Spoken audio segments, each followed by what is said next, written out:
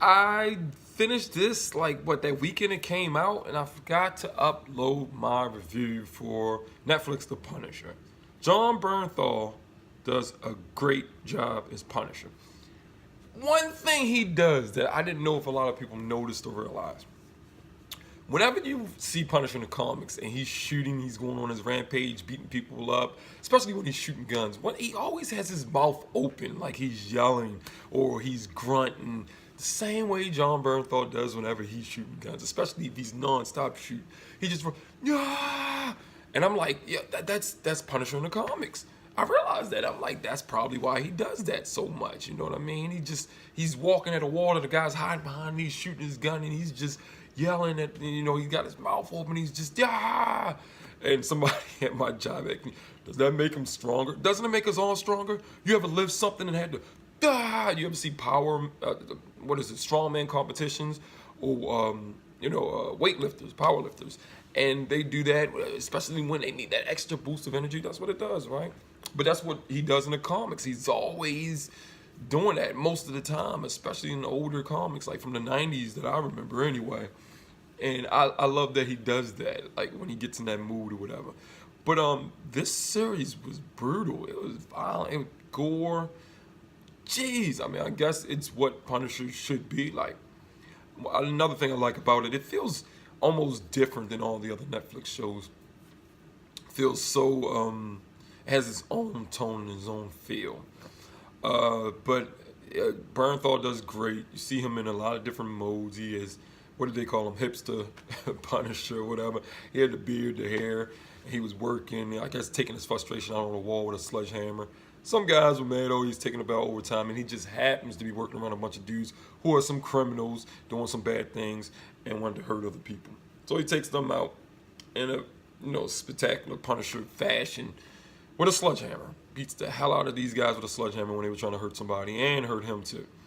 Crazy, right? Crazy.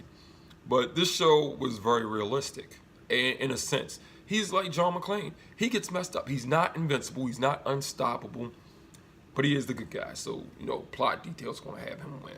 That's how it goes. But I like this because he got shot and stabbed a lot. And what was that guy named? He meets a friend of his, an old friend named Gunner, who is a person who released some evidence that people thought Frank Castle released. So they were after Frank for it.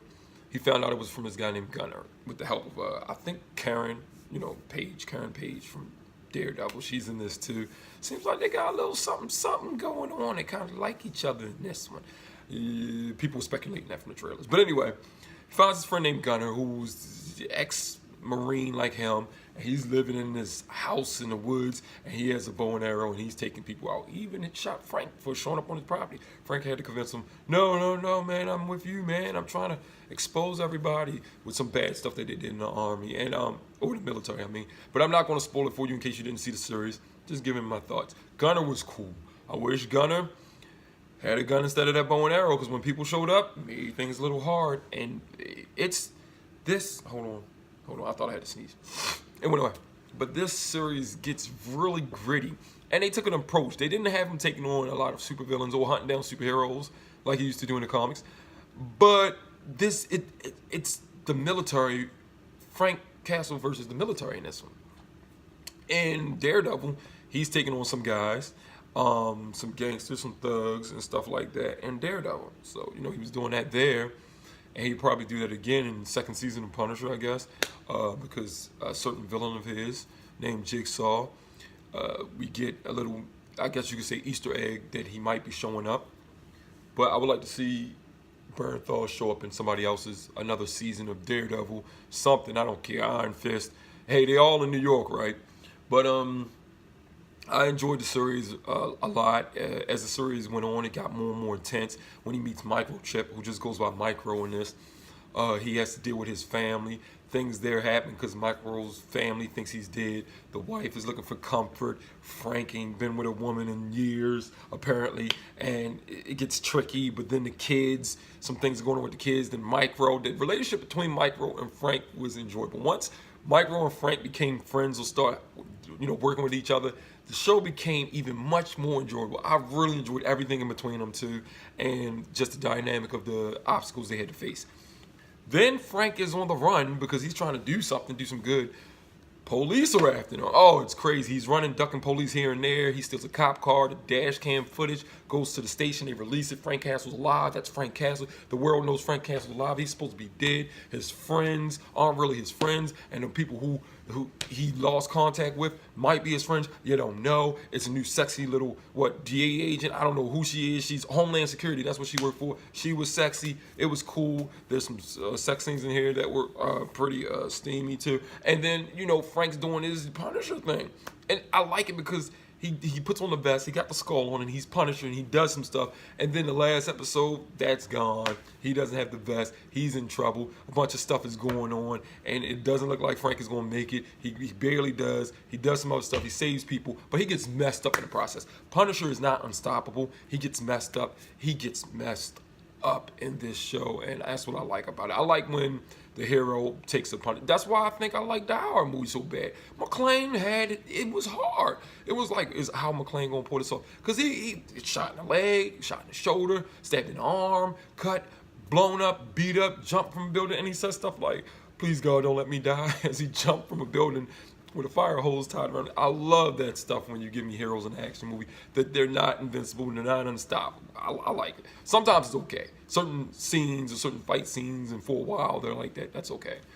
But it's even better when they actually get hurt, beat up and stuff. Overall, the series is what you would expect from The Punisher. It was entertaining though. Like I said, one of my favorite parts, or some of my favorite scenes, is Mike Rowe and Frank working together, or just their dialogue together, or when they were just hanging out with each other, and it was never just always, hey, buddy. No, they bashed a lot. They bashed it a lot.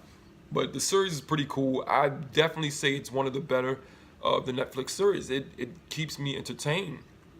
Heard some people was bored with the first half, like the first 3 episodes. Not me so much. It's slow. They had 13 episodes, so But it was interesting to find out what was going on. It's interesting. John Bernthal does his thing. And the fact that he sounds nothing like what Frank talks like, he changes his voice a lot on shows.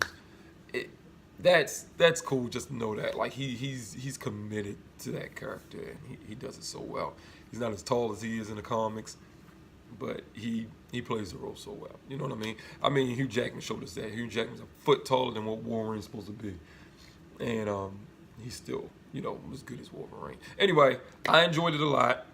Out of 5 stars, Punisher, I'll probably give him 3.5.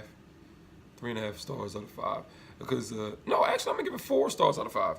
I enjoyed it a lot. Especially for a Punisher series and his solo, just Punisher. Cool. That was cool enough for me, man. You know what I mean? And then it's like his first series. Second series, if he starts taking on some type of super villains or some villains from comics and stuff, that will be even better. But it's Punisher, man. It's good. It's good.